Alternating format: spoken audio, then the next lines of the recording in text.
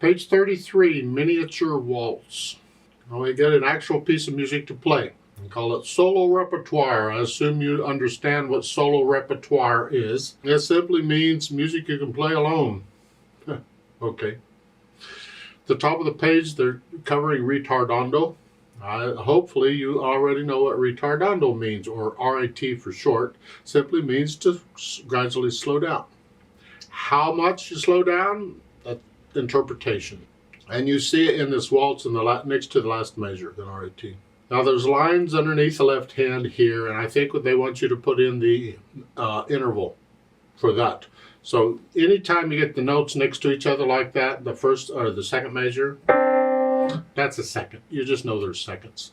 And when they're next to each other on spaces or lines, thirds, and then you go through and do that. If you're not sure what it is, like in measure 6, here, these notes, if you're not sure what they are, count them. Just start with the bottom. Remember, it's 1. We don't start with 0. 1, 2, 3, 4, 5. So it's an interval of a fifth. So you can go through and do the intervals if you want. I want to talk about this piece. Now, again, I have a set process I go through to learn a piece of music. You'll have your own process. Everybody has their own. But for these videos, I use mine. It's not really my process. It doesn't belong to anybody. It's just the process I use. I look it over first. I want to know about how long it is. So it's about a page long. Check the clef signs because you never know for sure. So it's treble and bass. The key signature is 1 sharp. We're in the key of G major here. G major has 1 sharp. You may or may not know that. I don't know but if you don't know it, you know it now, and you need to remember it. And when we get to scales and all that, then I can point it out a little more clearly to you. For right now, just memorize that 1 sharp is G major. You're playing all the white keys except for the Fs. All the Fs, instead of a white key, you play a black key. It's the only black key there is for the key of G. All right. And 3/4 time signature, which makes sense because it's a waltz, and waltzes are generally in 3/4 time.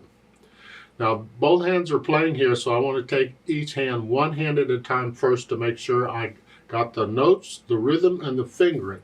Right now, the fingering is pretty simple, but when we start moving around, fingering can get tricky. So right hand, third finger on the B here, that puts the hand here. And 1, 2, 3, 1, 2, 3, 1. I just go through and I play the whole thing to make sure I've got it. And I'm hoping, because you really need to, know the name of all the notes, names of all the notes in the music. Letter names. Yeah. Left hand, we have these chords here. You have C and a D, so we're here. 1, 2, 3, and then later it's 1, 2, 3, 2, 3, 1, 2, 3. And remember down at half notes, three quarter notes or 3 counts here. Then I put the hands together and see what happens. A lot of times it's like starting over, but we'll see what we do. We've got the hands here, and it's 1, 2, 3, 1. So I'll hold that down. 1, 2, 3, 1. And here, and then here, and here. I'll go through and I'll put the hands together. And I might hesitate like I did. I don't care right now. I'm just trying to figure out fingers and what's going on together and how the rhythms and the hands are working together. And once I have that, then I go back over it however many times it takes, and I work out the hesitations. So it's a steady beat at some speed. Doesn't have to be up to speed at this point. It can be slow, but no hesitations. Never allow a hesitation to stick around. They'd simply move in and make it their home, and then you can't get rid of them. Get rid of them immediately. And they will crop up occasionally, where you'll be playing, you played this piece quite fine for a while, and then suddenly you hesitated somewhere. They do that. Get rid of it. Then once I have that, I do the articulation. They have the here, curve line, and you don't know if these are slurs or phrases, but generally, if you could figure out where the phrases are, that helps. You can lift up. Because a slur, you don't always lift up before and after a slur.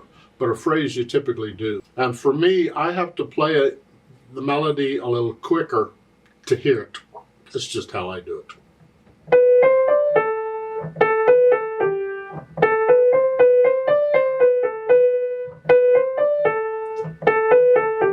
So these are sounding like phrases. So it looks like these curved lines are in fact phrases.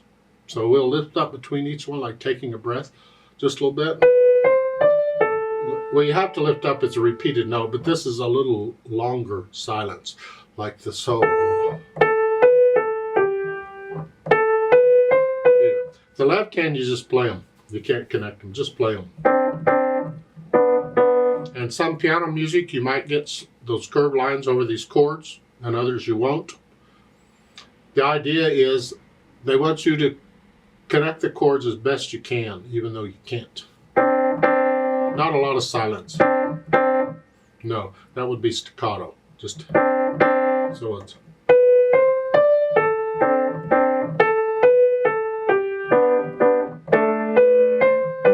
Now, second line, measure 5. I'm connecting this. I can't connect this. So I'm lifting up in the left hand because I have to, but I'm connecting the right. So I left to lift up in the left hand to play the chord again, but I'm connecting that.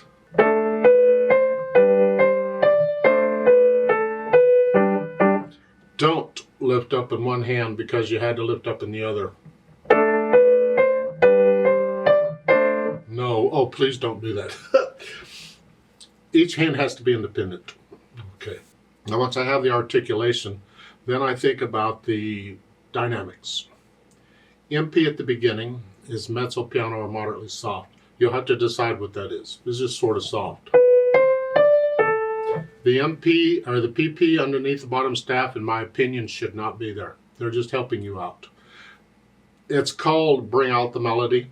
That's because when we play piano, we can play the melody and the accompaniment both. You know, when you're playing like a trumpet or a clarinet or something, you're playing one thing. Either you have the melody or you don't. In piano, we get it all. So we bring out the melody. The dynamic given between the staves, typically, is the melody. That's what, everything else has to be background. So you don't need these other dynamics given, just background. As I'm playing this, I want to hear that. Don't drown it out.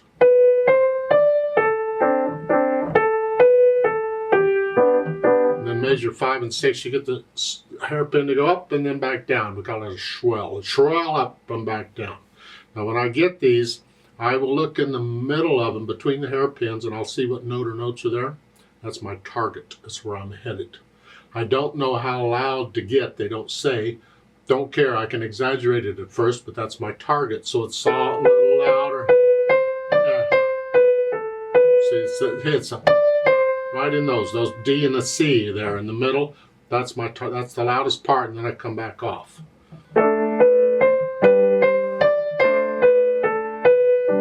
And how loud I get? Well, that's interpretation. How loud do you feel it should get? Experiment with different things. You don't have to get really loud here. Just go up. Mezzo forte is probably fine.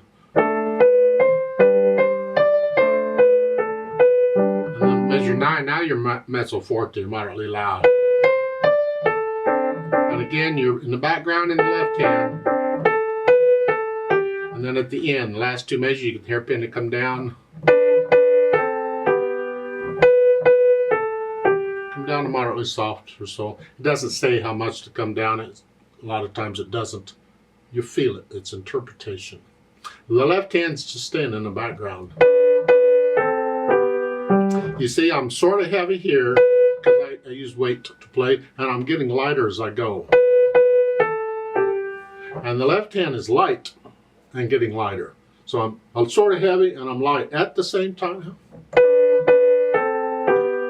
Yeah, and once I have the dynamics, I think about the speed. Moderatos somewhere in the middle. I like the ones where they put in their waltz tempo, where they'll do something like that. Good grief. Because you have slow waltzes and fast waltzes and in between waltzes, so that waltz tempo means nothing. But a moderato is somewhere in the middle. picture people dancing, not a real fast waltz, and not a real slow waltz. That's the 1, 2, 3, 1, 2, oh, somewhere in the middle. And then of course at the end the RAT would slow down, however fast you were going. Yeah, slow down a little bit.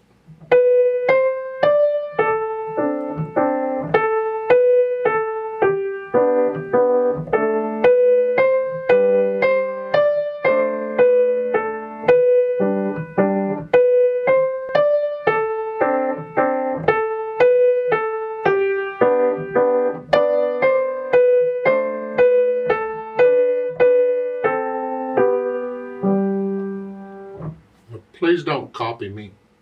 I hesitate playing these for people because what they do is they want to learn a piece and they'll say, well, play it for me so that I can hear it. I hate that. I really do.